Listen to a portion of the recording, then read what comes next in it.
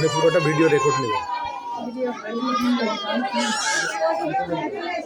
আমরা সকলে শৃঙ্খলাভাবে আছি। আসলে আমরা যদি প্রত্যেকে তাহলে কিন্তু পরিবেশ সুশৃঙ্খল থাকে না। একটা কথা ইসলাম ধর্মে আছে যে বিশৃঙ্খলা হত্যা হত্যা গুরুতর।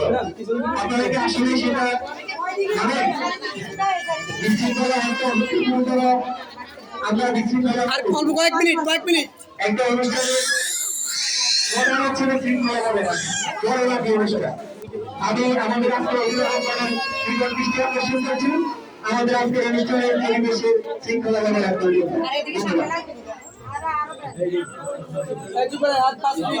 শেষ করছে। আসসালামু আলাইকুম। লক্ষ্মীপুর ভলিবল স্কুল কর্তৃক আয়োজিত নবাগত প্রধান শিক্ষক সাহেবের আগমন, প্রাক্তন প্রধান শিক্ষক জনাব মাহবুবুর রহমান রশিদ সুমন সাহেবের আত্মার মাগফিরাত কামনা, শিক্ষক অভিভাবকদের মধ্যে মত বিনিময় সভা উপলক্ষে আলোচনা সভা ও দোয়া অনুষ্ঠান। উক্ত অনুষ্ঠানে উপস্থিত আছেন অত্র বিদ্যালয়ের এবং আমার স্নেহের শিক্ষার্থীবৃন্দ, সম্মানিত অভিভাবকবৃন্দ, দূর দূরান্ত থেকে আগত মেহমানবৃন্দ, অত্র বিদ্যালয়ের সম্মানীয় শিক্ষক শিক্ষিকাবৃন্দ এবং অত্র বিদ্যালয়ের ম্যানেজিং কমিটির সম্মানীয় সদস্যবৃন্দ, যার মধ্যে উল্লেখযোগ্য আজকের অনুষ্ঠানের বিশেষ অতিথি হিসেবে জনাব মামুন পাটোয়ারি, সাধারণ সম্পাদক managing committee Lakshmipur polygon school. আরো উপস্থিত আছেন জনাব মোহাম্মদ জাকির হোসেন চৌধুরী, সম্মানিত কোষাধ্যক্ষ managing committee Lakshmipur polygon school. এছাড়া উপস্থিত আছেন আজকের অনুষ্ঠানের আহ্বায়ক সম্মানিত সভাপতি জনাব মোহাম্মদ আদাব হোসেন, সভাপতি managing committee Lakshmipur polygon school. সকলকেই আজকের এই অনুষ্ঠানে উপস্থিত হওয়ার জন্য আন্তরিক শুভেচ্ছা ও অভিনন্দন জানাচ্ছি। একটু 2 মিনিট। আজকের এই সভার শুরুতেই প্রাক্তন প্রধান শিক্ষক সাহেব জনাব মাহবুবুর রহমান রশিদ সুমন সাহেবের আত্মার মাগফিরাত কামনা করছি। আল্লাহ তাআলা তাকে যেন জান্নাতের শ্রেষ্ঠ স্থান দান করুন। স্যারের সাথে আমার বড় ভাইয়ের মতো সম্পর্ক ছিল। আমি যখন শাকচর মদিনুল্লাহ চৌধুরী উচ্চ বিদ্যালয়ে শিক্ষকতা করি, সুমন স্যার এবং অত্র বিদ্যালয়ের সম্মানিত শিক্ষক সহকারী শিক্ষক জনাব ওসমান স্যার প্রায় আমাদের ওখানে যেতেন। আমিও তাদেরকে সহযোগিতা করার চেষ্টা করতাম এবং প্রাক্তন প্রধান শিক্ষক সাহেব উনি অত্যন্ত অমায়িক লোক ছিলেন, খুবই হাসি খুশি এবং আমাদের ওখানে গেলে দূর থেকে আগে সালাম দিয়ে দিত, আমি সালাম দেওয়ার আগে, এবং দেখলে জড়াই ধরত। আমরা অনেক আলাপ আলোচনা করি। মাঝে ফেসবুকে একটা পোস্ট দেখলাম স্যারের অপারেশন হয়েছে, পরে স্যারের সাথে দেখা হলে স্যার বলে, স্যার আমার প্রথমে একটা অপারেশন হয়েছে, আলহামদুলিল্লাহ দোয়া করি, আরো একটা অপারেশন আছে। ঠিক আছে স্যার। পরবর্তীতে আমি ফেসবুকে পোস্ট দেখলাম যে স্যারের অপারেশন হয়েছে, স্যারকে বেডে দেওয়া হয়েছে। পরবর্তীতে আবার শুনলাম যে স্যার ইন্তেকাল করছে। তো যাই হোক, স্যার এই প্রতিষ্ঠানটিকে গড়ে তুলেছেন উনি ওনার শ্রম দিয়ে, ঘাম দিয়ে, তিলে তিলে ওনার সামর্থ্য অনুসারে আজকের এই প্রতিষ্ঠানটাকে এই পর্যন্ত নিয়ে আসছেন। এটা চারটিখানি কথা নয়, সকলের পক্ষে একটা প্রতিষ্ঠান শুরু করা সম্ভব না। তো আমি আজকের এই দিনে বিশেষ করে স্যারকে স্মরণ করি এবং তার আত্মার মাগফিরাত কামনা করি। আল্লাহ তাআলা তাকে ক্ষমা করে দিন এবং জান্নাতে শ্রেষ্ঠ আসর দান করুন, তার শোক সন্ত পরিবারকে শোক কাটানোর শক্তি দান করুন, এই কামনা করি আমি। নিজের সম্পর্কে কিছু বলতে চাচ্ছি। আপনারা ইতিমধ্যে আমার নাম জেনেছেন এবং আমি সাতসাম মদিনুল্লাহ চৌধুরী উচ্চ বিদ্যালয়ে শিক্ষকতা করছি, এটাও জেনেছেন। এছাড়া পরবর্তীতে আমি সাতসাম হামিদ মিয়াজি দাখিল মাদ্রাসায় শিক্ষকতা করেছি। বর্তমানে আপনাদের এই সামনে উপস্থিত আছি। আমার শিক্ষাগত যোগ্যতা আমি বিবিএস এবং এমবিএস করেছি, অর্থাৎ ব্যাচেলর অফ বিজনেস স্টাডিজ এবং masters of business studies, graduation এবং post graduation, national university Khulna সরকারি বিএড ইউনিভার্সিটি কলেজ। ছাত্র জীবনে আমি ডিফেন্সিয়াল স্কুলে লেখাপড়া করেছি, যেটা এখন নাম হচ্ছে border guard public school Khulna. এটা হচ্ছে মিলিটারি দ্বারা পরিচালিত। আর আমার বাবা ছিলেন বিডিআর, বর্তমানে যেটাকে বিজিবি বলা হয়, border guard Bangladesh, Bangladesh rifles. তার আগে বলতো ইপিআর, ইস্ট পাকিস্তান রেজিমেন্ট। আর আমাকে হয়তো অনেকে আপনারা চিনে থাকবেন। আমার মূল বাড়ি হচ্ছে সাকসার জব্বার মাস্টারহাট। এখানে করাদের বাড়ি বলে একটা বাড়ি আছে, ওটাই হচ্ছে আমাদের মূল বাড়ি। অর্চিন আমার ওখানে নুরা পাগলা নামে অনেকে হয়তো ওই ব্যক্তিটাকে চিনে থাকবেন, একজন আধ্যাত্মিক লোক, সাধক। উনি ছিলেন আমার দাদার বড় ভাই। আর আমার চাচাও ছিলেন মিলিটারি। আমরা অনেক আগে ওখান থেকে উঠে গেছি, পরবর্তীতে আর বাড়ি করছি হাজির বাজার হাবিব রোড এখানে। যাই হোক, সময়ের চক্রে আমি আপনাদের সামনে হাজির হয়েছি। আজকের এই সভায় অনেকে আমার অনেক প্রশংসা করলেন। আমি জানি না আমি সবটুকু প্রশংসার যোগ্য কিনা, তবে এতটুকু বলতে পারি যে হ্যাঁ, আমার লক্ষ্য আছে, আমার লক্ষ্য আছে, আমার স্বপ্ন আছে, অনেক কিছু করা আমি করতে চাই। আমি লক্ষ্মীপুর পলিগন স্কুলকে অস্ত্র জেলার ভিতরে শ্রেষ্ঠ স্কুল হিসেবে প্রস্তুত করতে চাই। এটা আমার একটা স্বপ্ন, আমার একটা লক্ষ্য। ওসমান স্যার কথা শুনুন। এই বিদ্যালয়ে আমি আরো অনেক কিছু করতে চাই, আমার লক্ষ্য আছে। আমি এ ব্যাপারে সম্মানিত ম্যানেজিং কমিটি যারা গুরুত্বপূর্ণ পদে অবস্থান করছেন সকলকে সহযোগিতা কামনা করি। আমাদের স্কুলে একটা মাঠ নাই, আমি এটা খেয়াল করছি। আমার স্বপ্ন এই বিদ্যালয়ে একটা মাঠ হবে, যেখানে শিক্ষার্থীরা অবসরে এবং স্কুলের ছুটিতে বা শেষে খেলাধুলা করে। এই বিদ্যালয়ে শ্রেণীকক্ষে পাঠদান করাতে চাই প্রজেক্টরের মাধ্যমে। স্যারেরা যেটা বলবো ওটা বোর্ডে ছবি লেখা, ঠিক আছে? আমার একটা স্বপ্ন। এছাড়া অনেকে এটা অভিযোগ করছেন, এটা আমারও স্বপ্নের মধ্যে মিলে গেছে। আলহামদুলিল্লাহ, আপনাদেরকে ধন্যবাদ যারা এটা বলছেন। আমাদের এখানে কমন রুমের প্রয়োজন। শিক্ষার্থী মানে যারা ফিমেল স্টুডেন্ট, মেয়ে শিক্ষার্থী, তাদের জন্য আলাদা কমন রুমের প্রয়োজন, পর্যাপ্ত ওয়াশরুমের প্রয়োজন। আমি বলছি আমাদের 5টা ওয়াশরুম লাগবে। আমাদের 2টা আছে, আরো 3টার কাজ চলছে। নামাজের জায়গা, আমাদের নামাজের জায়গা নাই। আমি নামাজের জায়গা একটু অল্প সময় মহিলা শিক্ষকদের জন্য, শিক্ষিকার জন্য নামাজের জায়গা আমরা করব।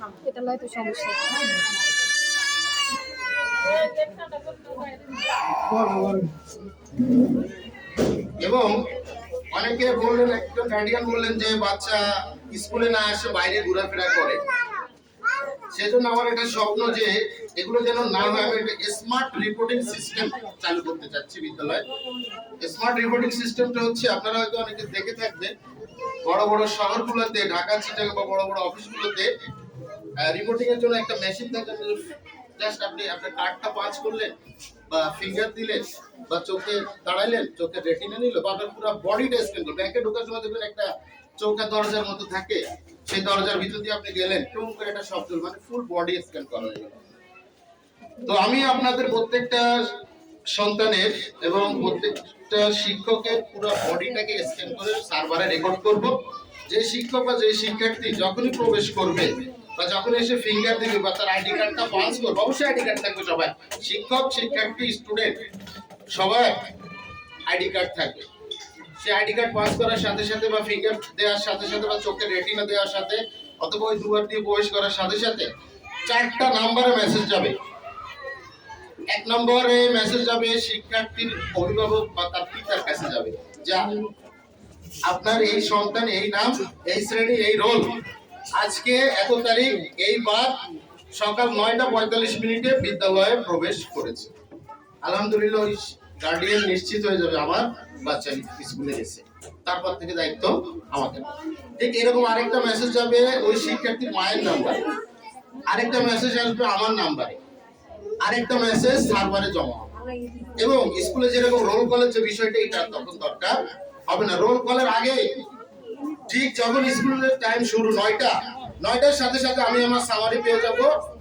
আজকে আমার স্কুলে মোট কতজন শিক্ষক উপস্থিত হয়েছে, কতজন শিক্ষার্থী উপস্থিত হয়েছে, ছেলে কয়জন মেয়ে কয়জন, কোন ক্লাস কতজন।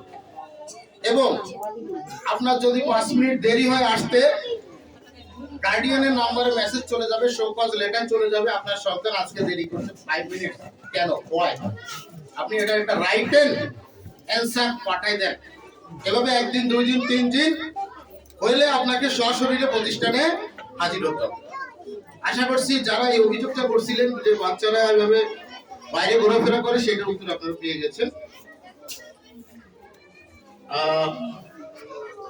আমি দীর্ঘ 1 মাস এই প্রতিষ্ঠানের সাথে জড়িত আছি। এই 1 মাসে আমি একটি বই লিখেছি যেটার নাম দিয়েছি আমি বার্ষিক পরীক্ষা চূড়ান্ত সাজেশন 2024। এই সাজেশনের কথা অনেকে বললেন, এটা হচ্ছে সেটা একটা ডেমো কপি। এটা হচ্ছে 2য় শ্রেণীর জন্য আপাতত প্রস্তুত করেছি আমি গত 2 দিন 2 রাত একটানা কষ্ট করার পরে। কাজগুলো পেন্ডিং ছিল, আমি 3 জায়গায় কাজ দিয়েছিলাম। এত লেখা লিখতে সবাই প্রস্তুত না, আমি নিজে লেখা লাগছে অনেক অংশ। এবং আমার এক স্যার ওসমান স্যার, ওনাকে সাথে রেখে আমরা এটা কমপ্লিট করছি। অনেকে বললেন যে সাজেশনের দাম বেশি 40 টাকা।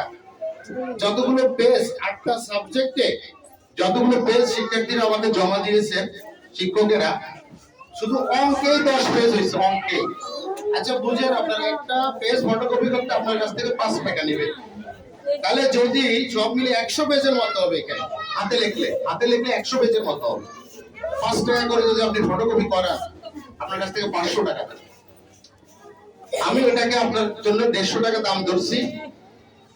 কিন্তু আপনারা বিশ্বাস করেন, ওসমান স্যার সাক্ষী এবং এই আমাদের সভাপতি আলতাফ ভাইয়ের সাথে আমি গতকালকে আলাপ করেছি। এই 1 কপি রেডি করে, প্রথম কপি ফার্স্ট কপি রেডি করতে আমার 2600 টাকা গেছে। প্রথম কপি। আপনারা কেউ আছেন না যে আমি 2600 টাকা দেবো আর হাতে লেখা সাজেশনের কপি দেবো, আমাকে একটা কপি এনে দিন, 1 কপি যথেষ্ট আমার। আছেন কেউ? আমি 2600 টাকা দেবো তাকে। আমি 2600 টাকা গেছে আমার ফার্স্ট কপি করতে। এবং যতগুলো কপি আছে আমি হিসাব করার পরে দেখলাম 18 কপি 2য় শ্রেণীতে। আমি সব গুণ ভাগ করে দেখলাম আমার প্রতি কপি 222 টাকা 22 পয়সা খরচ করছে। আচ্ছা আমি শিক্ষার্থীর জন্য দাম ধরছি, এটা কত টাকা? 150 টাকা। এবং এটার মধ্যে আমি কি দিয়েছি দেখেন, স্কুলের নাম, লোগো, বার্ষিক পরীক্ষা চূড়ান্ত সাজেশন, শ্রেণী, শিক্ষার্থীর নাম, শিক্ষার্থীর প্রত্যেকটা শিক্ষার্থীর আলাদা আলাদা নাম, যার নাম তার সাজেশন, তার রোল নাম্বার, তার মোবাইল নাম্বার, হারাই গেলে যেন ফোন করতে পারে। এবং এটাকে আমি প্লাস্টিক কভার দ্বারা বাইন্ডিং করেছি এবং পেজ দিয়েছি রঙিন শিক্ষার্থীর জন্য। আমি এটাকে আবার সূচিবদ্ধ করেছি যেন সহজে খুঁজে পান। অনেক গার্ডিয়ান বলেন যে তার সন্তান কি লেখছে ক্লাসে সে বুঝতে পারতেছে না, আমাকে মনে অনেকে বলে। তো তখন তারা আবার কি স্যারদেরকে ফোন করা লাগে, অথবা অনেক সময় বাচ্চা আসলো না, কি পড়াইলো জানে না। যা আসবে পরীক্ষায় যে জিনিসগুলো আমি শিক্ষকদেরকে বলছি, আমার টিচারদেরকে বলছি, আপনারা যা পড়াবেন ফাইনাল পরীক্ষা পর্যন্ত সেই রোড ম্যাপ আমাকে দেন। বইয়ের মূল অংশ, সার অংশ, যেটা না পড়াইলেই নয়, যেটা আমার লাগবে সেই অংশগুলো আমাকে দেন। সেটার যোগ বিয়োগ করে আমি এই সাজেশনটা তৈরি করছি। আশা করি এই সাজেশন উত্তর আপনারা পেয়ে গেছেন। আমার খরচ করছে 222 টাকা 22 পয়সা পার কপি। প্রথম কপি আমার 2600 টাকা খরচ করছে। এখানে 30 পেজ আছে, এগুলো হাতে লিখলে এগুলো 100 পেজ ছাড়াই যাবে। 100 যাই হোক, অনেক গার্ডিয়ান আরো অনেক প্রশ্ন উত্তর করছেন। আজকে এক জুড়ি প্রশ্ন নিয়ে সামনে হাজির হয়েছি, ইনশাআল্লাহ একে একে সকল প্রশ্নের উত্তর আমি দেব বলে আমি আশা করি। কিছু প্রশ্ন আমি নিজেই নোট করেছি, আমি একে একে আপনাদের প্রশ্নের উত্তরগুলো দিচ্ছি, আশা করি আপনারা শুনবেন। আপনারা যখন বলেছেন আমি শুনেছি, এখন আমি বলবো আপনারা শুনবেন আশা করি। একজন অভিভাবক অভিযোগ করলেন শিক্ষার্থীর গায়ে আঘাত করা হয়। খবরদার, আমি সকল শিক্ষকদেরকে বলছি, সকল টিচারকে বলছি, কোন শিক্ষার্থীকে এমন আঘাত করবেন না যে রুমের বাইরে যাওয়ার পরে ওর এটা শরীরে মনে দাগ কাটে।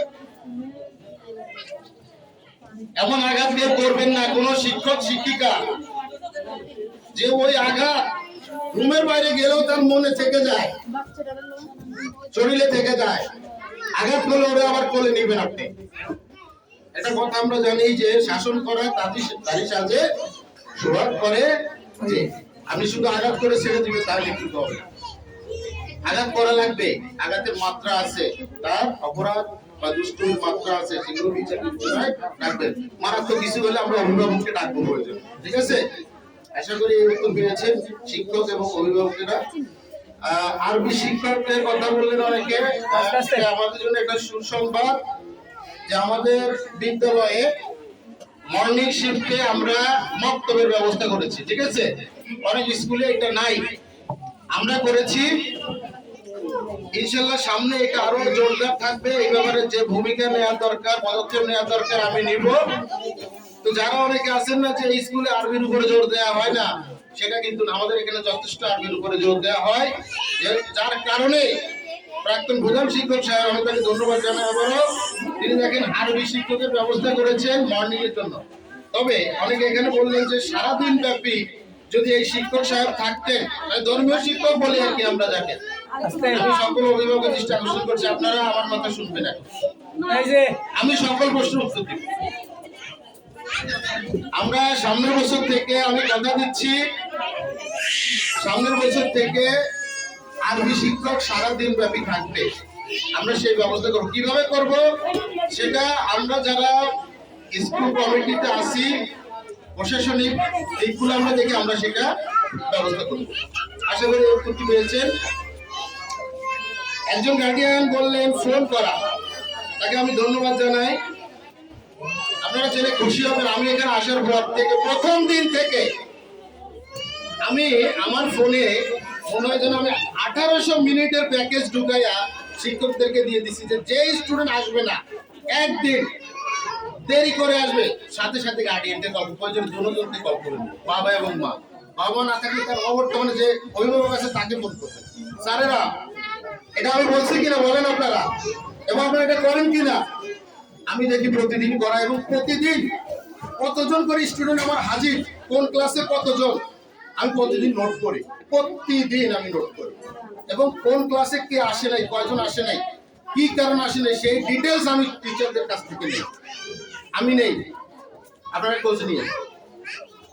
আচ্ছা, আশা করি উত্তরটি পেয়েছেন।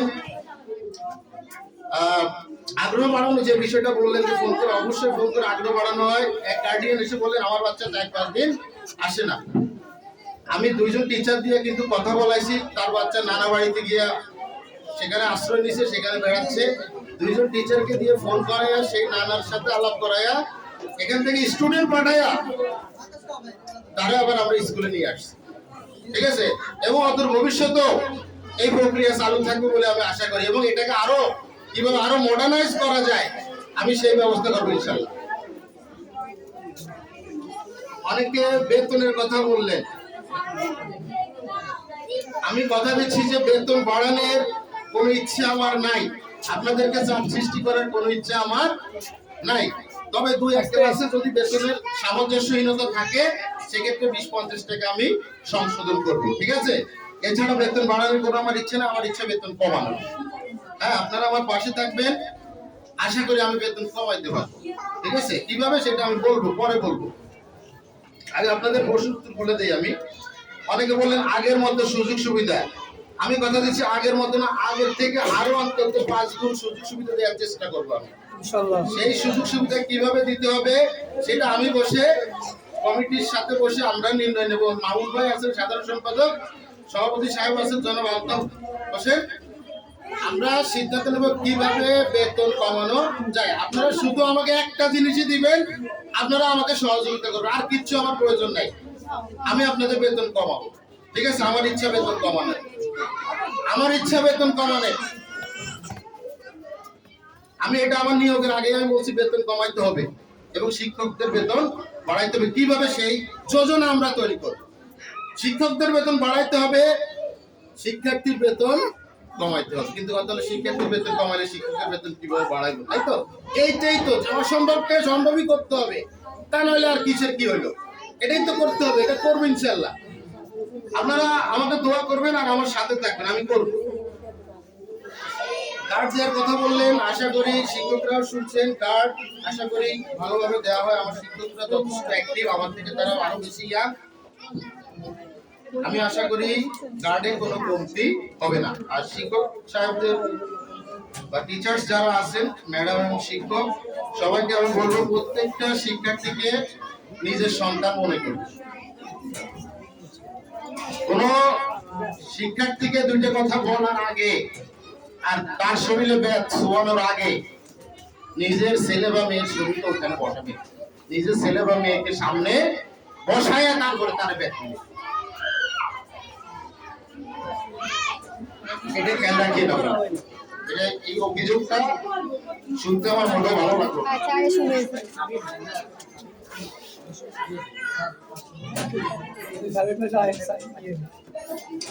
অভিভাবকদের জন্য রুমের কথা বললেন অনেকেই। আশা করি সামনের বছর অভিভাবকদের জন্য একটা ওয়েল ফার্নিশড রুম থাকবে। সেখানে বসে আপনারা আপনার বাচ্চাকে দেওয়ার পর যতক্ষণ সময় লাগে আপনি স্পেন্ড করতে পারবেন। সেখানে আমি ফ্যানের ব্যবস্থাও করবো ইনশাআল্লাহ। ইনশাআল্লাহ আমি ব্যবস্থা করবো। কিভাবে করবো সেটা আমি ব্যবস্থা করবো। প্রয়োজন আমার বাড়ির জমি বিক্রি করে আমি ব্যবস্থা করবো, কমিটি যদি আমাকে না দেয়। রাস্তায় পানির কথা বললেন অনেকে।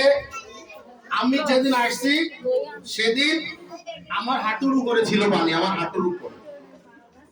এই অনুষ্ঠান অনেকে পিছিয়ে দিতে ভেবেছেন না। বর্ষাকালে ঝড় বৃষ্টি থাকবে, আমাদের অঞ্চল হলো নিচা অঞ্চল, নিচা, এখানে পানি থাকবে। এটা বললেই তো আমি এই জায়গাটাকে পুরোটা উঁচু করতে পারবো না। তবে প্রবেশ পথ এটা আমি মিটিং এ পর্যন্ত রেজুলেশন পর্যন্ত করাইছি। এ ব্যাপারে দায়িত্ব নিয়েছিলেন অত্র বিদ্যালয়ের ম্যানেজিং কমিটির সম্মানিত কোষাধ্যক্ষ জনাব মোহাম্মদ জাকির হোসেন চৌধুরী। আমি জাকির ভাই আবারও দৃষ্টি আকর্ষণ করছি এবং এই জিনিসটা যথাযথভাবে সমাধানের জন্য অনুরোধ জানাচ্ছি। আশা করি এই উত্তরটা আপনারা পেয়েছেন। অনেকে বললেন যে ক্লাস ঠিক মতো চলে না, ক্লাস ঠিক মতো হয় না, বা পড়া ঠিক মতো আদায় হয় না। এই অভিযোগটা অনেকে এসে আমার ডায়েরিতেও পর্যন্ত লিখে দিয়ে গেছে। আমি শিক্ষকদের সাথে আলাপ করছি। যাই হোক, আজকে যখন আবার উঠলো, আমি আবারও আমার সকল শিক্ষকের দৃষ্টি আকর্ষণ করছি, আপনারা এই বিষয়গুলো খেয়াল করবেন। কোনো ক্লাসে যেন যেতে দেরি না হয় আপনাদের, 1 মিনিটও না, 1 মিনিটও না। 9টা মানে 9টা, 12:30 মানে 12:30, 12টা মানে যেন 12:45 না হয়, এটা আপনারা খেয়াল রাখবেন। এবং এই ব্যাপারে আমি আপনাদেরকে পরামর্শ নয়, আমি আপনাদেরকে আদেশ দিচ্ছি।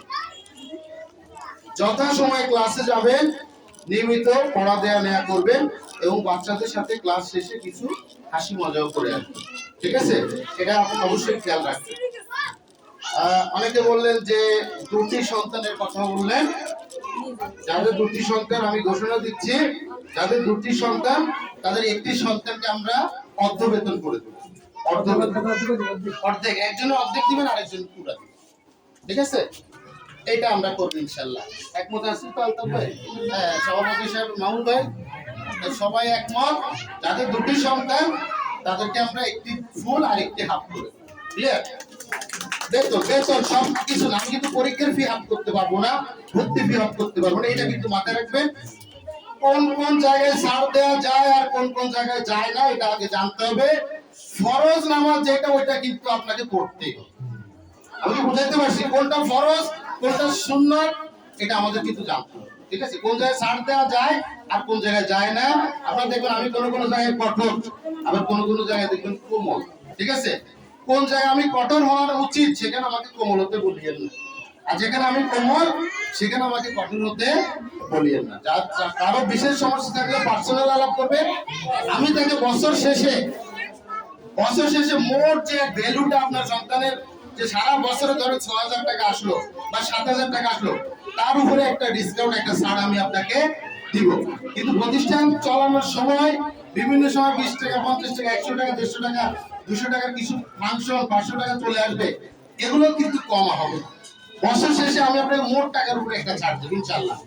আপনার অতিরিক্ত সমস্যা থাকে, আমি আপনার অ্যাপ্লিকেশন নিয়ে আমি শ্রেণী শিক্ষকদেরকে পরামর্শ দিচ্ছি, আপনার শ্রেণীতে যারা অত্যন্ত অসহায় দরিদ্র তাদের একটা লিস্ট করবেন, প্রতি ক্লাসের এরকম 2 থেকে 3 জনের করে তাদের দিয়ে একটা অ্যাপ্লিকেশন লেখা নেবেন বিনামূল্যে অধ্যয়নের জন্য। আমি এবং কমিটির সদস্যরা বসে আমরা সিদ্ধান্ত নিব যে তাকে কি আমি ফুল ফ্রি করব না হাফ ফ্রি করব। আমি কি বুঝাইতে পারছি? কারণ আমি তো সবাইকে চিনি না, আমি কি সবাইকে চিনি? কিন্তু যারা ম্যানেজিং কমিটির সম্মানিত সদস্য আছেন তারা সবাইকে চিনে। আমি বসে যদি আপনি বিনা বেতনে অধ্যয়নের যোগ্য হন আপনার সন্তানকে, ইনশাআল্লাহ আমি কথা দিচ্ছি তাহলে আপনার সন্তান বিনামূল্যে এখানে লেখাপড়া করবে। আমি কি বুঝাইতে পারছি? আচ্ছা, আশা করি এই উত্তরটি আপনারা পেয়েছেন। ক্লাসরুমে মালামালের কথা বললেন অনেকেই, ক্লাসরুমে মালামালের কথা, এই জিনিসটা আমি আগেও বলছি। এ ব্যাপারে আমি অত্র বিদ্যালয়ের ম্যানেজিং কমিটির সম্মানিত কোষাধ্যক্ষ, যেহেতু মামা উপস্থিত নাই, মামার সাথে কাজ করি, মামা অসুস্থ, মামার জন্য আমি দোয়া করি, আপনারাও দোয়া করেন। মামার চোখের সমস্যা অপারেশন করা দিয়েছে, আল্লাহ তাআলা ওনাকে অতি দ্রুত সুস্থতা দান করুক। অত্র বিদ্যালয়ের সম্মানিত ম্যানেজিং কমিটির কোষাধ্যক্ষ জনাব মোহাম্মদ জাকির হোসেন চৌধুরী ভাইকে আমি অনুরোধ জানাই অতি দ্রুত আমার বিদ্যালয়ে শ্রেণী কক্ষ থেকে অপ্রয়োজনীয় মালামাল সরিয়ে ফেলার জন্য। আশা করি উত্তরটি পেয়েছেন। অনেকে রেজিস্ট্রেশনের খরচ কথা বললেন, অনেকে বললেন যে 100 টাকা করে বাড়তি আছে। আমি স্বীকার করি 100 টাকা বাড়তি আছে, 2-1 বিদ্যালয়ের সাথে কম্পেয়ার করলে আছে, আবার 2-1 বিদ্যালয়ের সাথে কম্পেয়ার করলে 100 টাকা কমও আছে। আপনারা জানেন সাতচর হামিদ মিয়াজিতে আমি কিছুদিন আগে শিক্ষকতা করেছি, সেখানে আমি 6ষ্ঠ শ্রেণীর রেজিস্ট্রেশন খরচ 500 টাকা করে উত্তোলন করছি। আমি 94 জন শিক্ষার্থী 500 টাকা করে উঠাই দিয়েছি। আমি 400 টাকা করে ধরছি 6-এ। আমি বলছি 400 টাকা রেজিস্ট্রেশন ফি, 30 টাকা হলো যে শিক্ষক ফর্মটি পূরণ করবেন, কারণ এরা যদি নিজেরা পূরণ করতে যায়, হাজারো ভুল করে ফর্ম নষ্ট, আমি আর ফর্ম দিতে পারবো না। ফর্ম গনা মদিনুল্লাহ চৌধুরী থেকে ফর্ম আসছে গনা, ওসমান স্যার ফর্ম গনা কিনা, গনা ফর্ম কিনা রেজিস্ট্রেশনের, হ্যাঁ এই ফর্ম গনা। এখন এই যে ফর্মটা নষ্ট করে ফেলায়, ইনস্ট্যান্ট আমার কাছে ফর্ম না থাকে আমি দিতে পারবো? আমি বলছি এটা তোমরা পূরণ করিও না, এটা শিক্ষক শ্রেণী শিক্ষক পূরণ করে দেবে। এই জন্য তাকে একটা সম্মানী বাবদ আমি 30 টাকা করে দিচ্ছি, ক্লিয়ার? আর একজন শিক্ষক ছবি তুলবে, তাকে সম্মানী বাবদ আমি 20 টাকা করে দিচ্ছি। এই হচ্ছে 450 টাকা হিসাব। এবং আপনারা জানেন আমাদের বিদ্যালয় কিন্তু অন্য বিদ্যালয়ের মাধ্যমে আমরা আপাতত চলতেছি। আমরা অচিরেই নিজস্ব নামে রেজিস্ট্রেশন করাবো, অচিরেই, অতি শীঘ্রই। তখন আশা করি এই খরচগুলো অতিরিক্ত আর আপনাদের দেওয়ার প্রয়োজন হবে না। কারণ আমাদের 2 জন শিক্ষককে এই ব্যাপারে 8-10 বার আসা যাওয়া করা লাগে অন্য বিদ্যালয়ের সাথে, এবং সেই বিদ্যালয়ে যারা কম্পিউটার কম্পোজের কাজগুলো